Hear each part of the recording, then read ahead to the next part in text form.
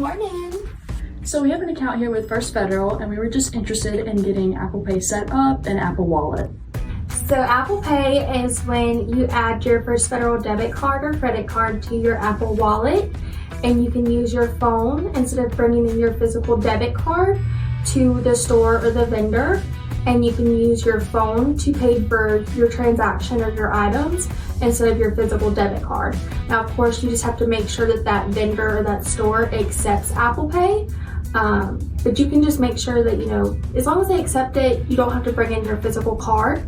And I can show you how to set up your Apple Wallet with your physical debit card. Do you have your phone and your debit card with you today? Yeah, I do. That would be perfect. Okay.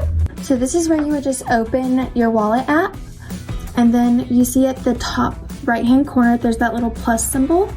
You would just add that, touch that, and you see there's multiple options where you can select where there's previous cards, apply for an Apple card. In this case, you would then touch the debit or credit card, and you see where it's going to walk you through. There's going to be some options where it kind of goes through where the benefits are, but down at the bottom you're going to hit continue, and that's where you can physically enter your debit card, and you down at the bottom you can enter manually that debit card, and this is where you would then enter your card information.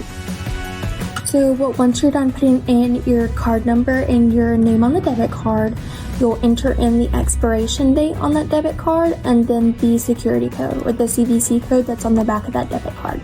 Okay, so now that that card has been added to your Apple Wallet, whenever you want to use that card, whenever you're at a store or at a merchant and you're wanting to use that card, you would then hit your home button or your power button twice, and then you can use that card.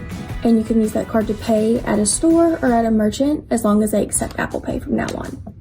Thank you so much for helping us add a debit card to our Apple Pay. Wait, I have a question. How do you set up Google Pay?